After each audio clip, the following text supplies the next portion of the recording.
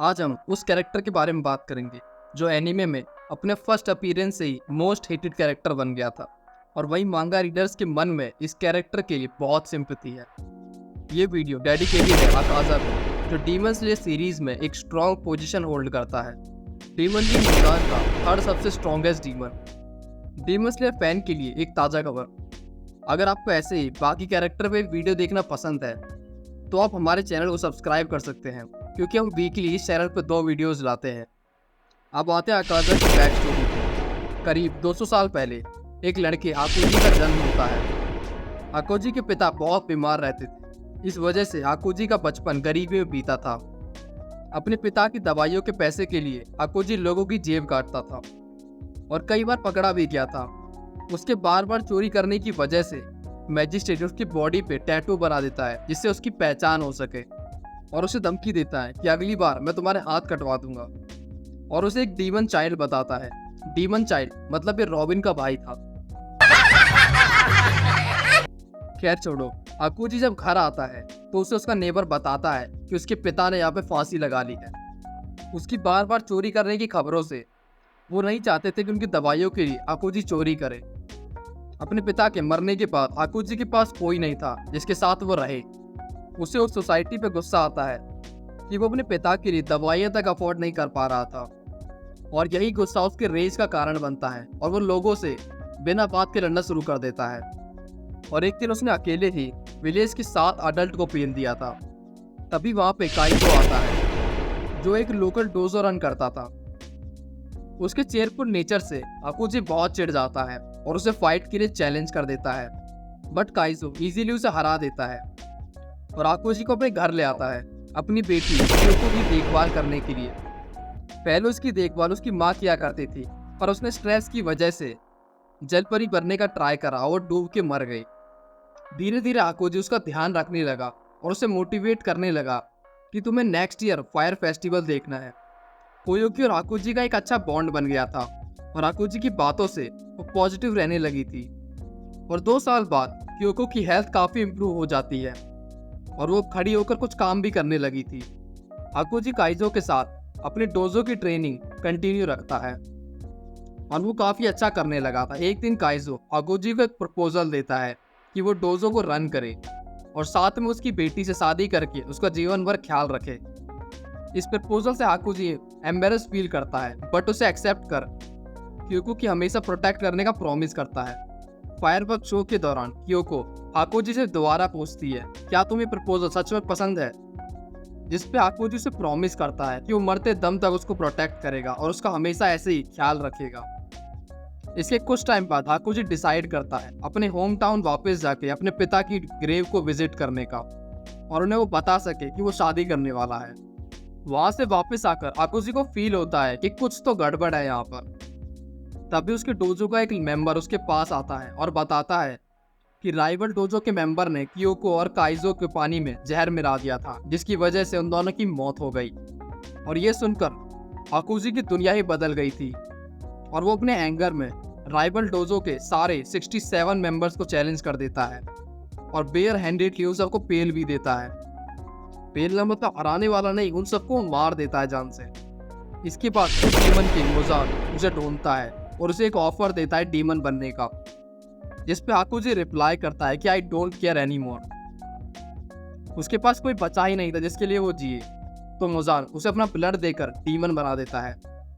फिर जन्म होता है अकाज़ा का। डीमन बनने के बाद आकुजी अपनी सारी मेमोरीज को भूल जाता है, अपने फादर, क्योको और काइजो सब की। हाँ, पर वो डीमन बनने के बाद भी काफी डिसिप्लिन था। वो वुमेन और गर्ल्स को नहीं मारता था, यहाँ तक कि उन्हें खाता तक नहीं था।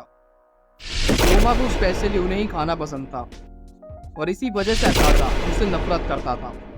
अकाज़ा मुजान का फेवरेट डीमन था कोकोशिबो के बाद, और वो अकाज़ा को बस स्पेशल मिशन पे भेजता था, जैसे कि ब्लू स्पाइडर लिली की खोज में और मुगान ट्रेन में सभी डीमन स्लेयर को मारने के लिए। अकाज़ा वहाँ तांजीरो को देखता है और उसे देखते ही मारने का ट्राई करता है, बट रैनगोकू उसके अटैक को रोकता है। रैनगोकू अकाज़ा के हाथों को काट देता है और वो क्विकली रीजनरेट हो जाते हैं। अकाज़ा रैनगोकू की फाइटिंग स्पिरिट को पहचान लेता है एज अ हाशिरा और उसे डीमन बनने का ऑफर देता है। कि तुम धीरे धीरे बूढ़े होकर कमजोर हो जाओगे और अगर तुम डीमन बन जाते हो तो हमेशा ही ऐसे पावरफुल रह सकते हो। उसके मना करने के बाद अकाजा अपना destructive death needle attack use करता है और रेनगोकू से फाइट करता है। दोनों एक इंटेंस बैटल में इंगेज करते हैं। रेनगोकू अकाजा को कई बार काटता है बट हर बार वो खुद को रीजनरेट कर लेता है। अकाजा रेनगोकू को टॉन्ट मारते हुए कहता है, जितने भी हाशिरा ने मेरा ऑफर रिजेक्ट किया है वो अब कोई भी जिंदा नहीं है, मैंने उन सभी को मार दिया था। फाइट में रेनगोकू नोटिस करता है कि उसके सारे डिस्टेंट अटैक वेस्ट हैं इस डीमन के सामने। वो चार्ज करके उसके पास जाता है बट उसकी स्वॉर्ड कुछ भी डैमेज नहीं कर पा रही थी क्योंकि वो जो भी काटता था वो तुरंत हील हो जाता था, क्योंकि अकाजा की हीलिंग एबिलिटी बहुत ज़्यादा ही फास्ट थी। इधर वो काटता और वो तुरंत ही हील कर लेता था अपने आप को। इसके बाद रेनगोकू डेस्परेशन में मल्टीपल फ्लेम अटैक यूज करता है जिससे अकाजा पीछे चला जाता है और जिससे रेनगोकू को अपनी ब्रेथ फुल करने का मौका मिलता है। अकाजा के अटैक से रेनगोकू ब्लीड कर रहा था और वही अकाजा कंप्लीटली फाइन और हील्ड था। अकाजा फिर टॉन्ट मारते हुए कहता है कि अगर तुम एक डीमन होते तो तुम्हारी ऐसी हालत नहीं होती, तुम मेरी तरह एकदम फाइन खड़े होते यहाँ पे।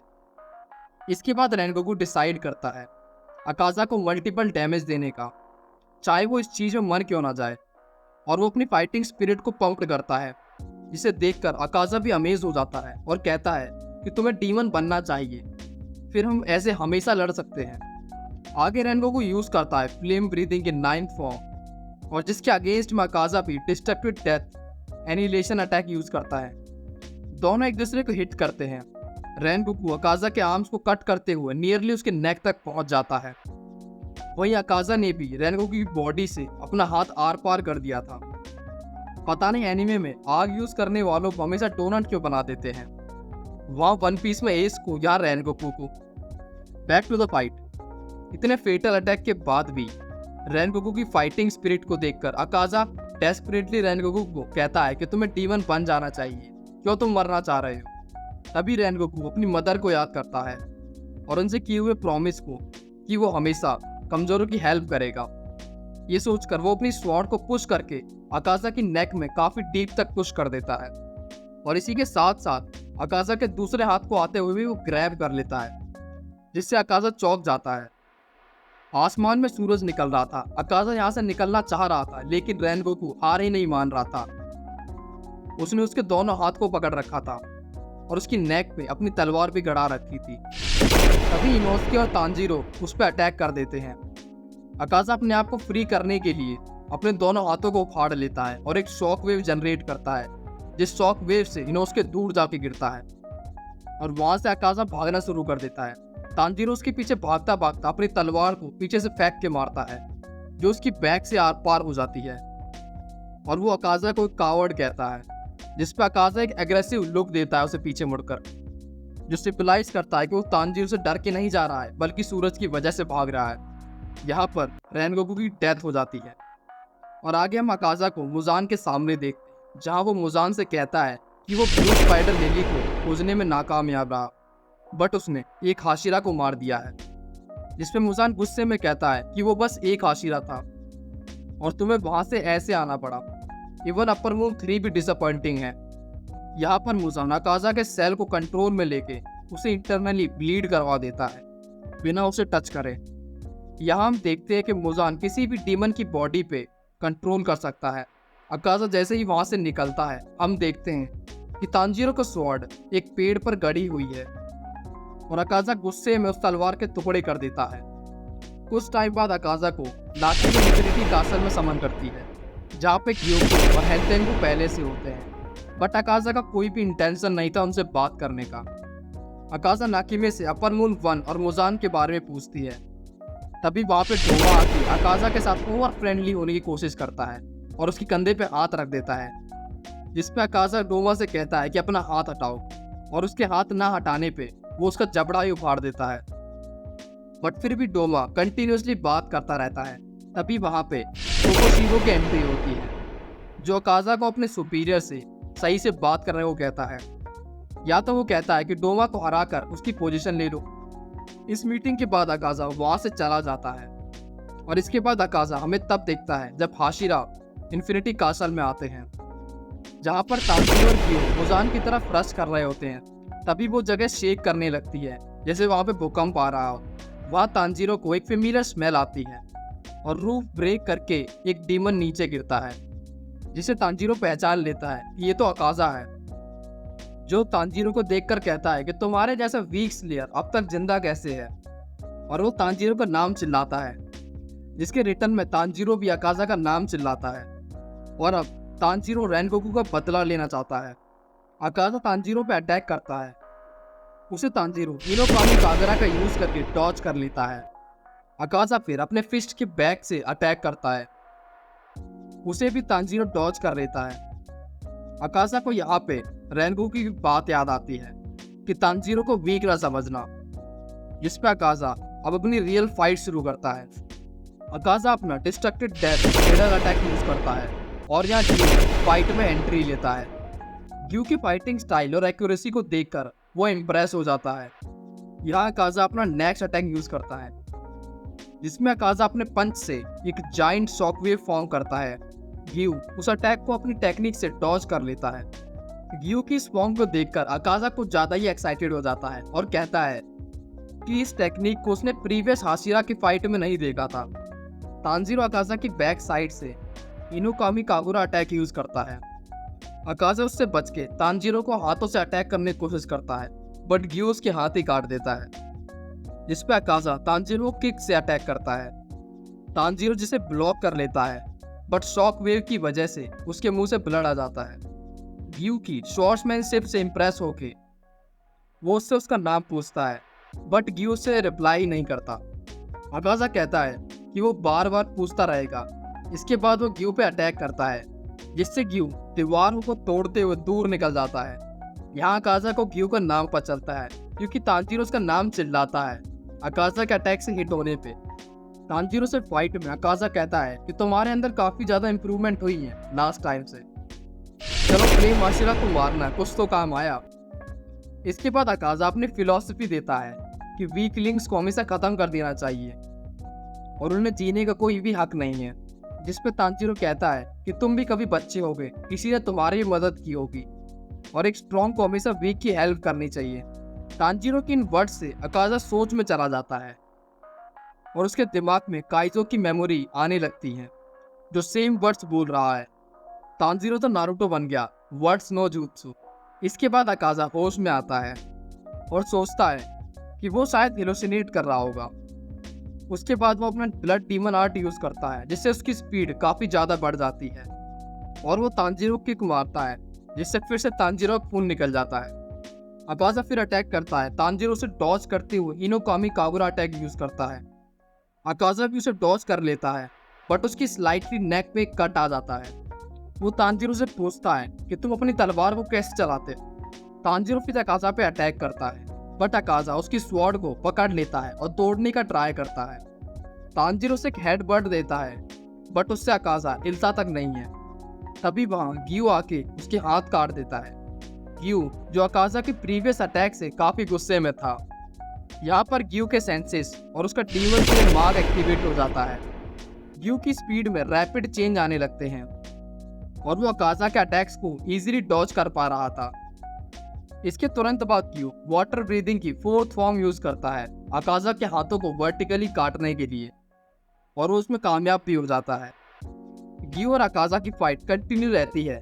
तभी तांजीरो को उसके पिता की एक बात याद आती है कि कैसे वो अपनी ब्रीथिंग स्टाइल को अच्छे से यूज कर सकता है, जिससे यूजर ट्रांसपेरेंट वर्ल्ड को देखने में कामयाब रहता है, जिसे अचीव करने के लिए माइंड को इनविजिबल कर दिया जाता है, जिसे वो डेमोन्स्ट्रेट भी करते हैं। एक बियर को बिना किलिंग इंस्टेंट को शो करे एक कुल्हाड़ी से मार देते हैं। यहाँ पर तांजीरो को अकाजा की भी एक बात याद आती है कि वो कैसे किलिंग इंस्टेंट और फाइटिंग इंस्टिंक्ट को फील कर सकता है। तो यहाँ अगर तांजीरो ट्रांसपेरेंट वर्ल्ड को अचीव कर लेता है और वो अकाजा के पीछे से वार करता है, तो अकाजा उसे सेंस नहीं कर पाएगा, और ऐसा ही होता है। तांजीरो थोड़े ही टाइम में उस स्टेट को अचीव कर लेता है। यहाँ पर गियो फाइट में अपनी सारी फॉर्म यूज कर चुका था और अकाजा के हिसाब से अब गियो का एंड आ चुका था। अकाजा अपनी बेल स्प्लिटर टेक्निक से गियो की स्वॉर्ड को तोड़ देता है और वहीं अपना सेम पंच यूज करता है जो उसने रेनगोकू के अगेंस्ट में यूज किया था, जिससे वो मारा गया था। बट तांजीरो उसके हाथों को मिड एयर में ही काट देता है। ये अपनी टूटी तलवार से ही अटैक करता है, बट यहाँ पर अकाजा अपना सबसे पावरफुल अटैक यूज करता है, जिससे ग्यू बचने की कोशिश करता है। बट वो इतना पावरफुल था कि ग्यू कुछ शॉकवेव से तो बच जाता है, बट बाकी से हिट होता है। यहाँ पर तांजीरो ट्रांसपेरेंट वर्ल्ड के स्टेट को थ्रू हर मूवमेंट को स्लो देखने में कामयाब हो रहा था और अकाजा उसे डिटेक्ट भी नहीं कर पा रहा था। यहाँ पर तांजीरो अपनी ब्रीथिंग स्टाइल से अकाजा को काटने में कामयाब रहता है। जैसे ही अकाजा से हील हो रहा होता है, तभी ग्यू अपने ब्रोकन स्वॉर्ड को फेंक के मारता है, जिससे उसका सिर अलग हो जाता है। यहाँ अकाजा का सर तो अलग हो जाता है, बट उसकी बॉडी अभी भी फाइट कर रही थी और वो तांजीरो को एक पावरफुल किक मारती है, जिससे तांजीरो दीवार पे जाके पोस्टर बन जाता है। ग्यू तांजीरो को बचाने के लिए अकाजा पे अटैक कर देता है, जिससे अकाजा को काफी डैमेज पहुंचता है। अकाजा जैसे ही फाइट बैक करने की कोशिश करता है, कुछ ऐसा होता है जो किसी ने सोचा नहीं था। अकाजा का हाथ एक ह्यूमनली फिगर ने पकड़ लिया था और वो कोई और नहीं क्योको थी, जो उसे लड़ने से मना करती है। और अकाजा को याद आता है कि वो क्यों स्ट्रॉन्ग बनना चाहता था, ताकि वो क्योको को बचा सके हर चीज से। यहाँ पर तांजीरो उठता है और देखता है कि अकाजा का हेड रीजनरेट हो रहा है और वो उस पर वार करता है, बट उसकी स्वॉर्ड स्लिप हो जाती है, तो उसका अटैक एक फिस्ट की तरह जाके लगता है। इस अटैक से अकाजा को काइजो की याद आती है। काइजो उसका मास्टर। अकाजा की फाइटिंग इंस्टिंक्ट उसे अभी भी लड़ने के लिए कह रही थी। वो जैसे ही अपना अटैक लॉन्च करने वाला था, तभी क्योको उसका हाथ पकड़कर रोकती है। इसके बाद अकाजा वो अटैक खुद पे ही ले लेता है, जिससे उसकी बॉडी मल्टीपल जगह से फट जाती है और उसकी बोन्स दिखने लगती हैं। वो अभी भी लड़ सकता था, बट क्योको के रोकने के बाद वो मरना एक्सेप्ट करता है। यहाँ पर गियो और तांजीरो उस पर अटैक करते हैं, जिससे अकाजा का अंत हो जाता है और अकाजा और क्योको का मिलन होता है। अगर आपको एक वीडियो पसंद आई है तो इसे लाइक और चैनल सब्सक्राइब जरूर करना। और अगर आपको अपनी फेवरेट एनीमे वीडियो देखनी है तो हमें कमेंट सेक्शन में आप बता सकते हैं।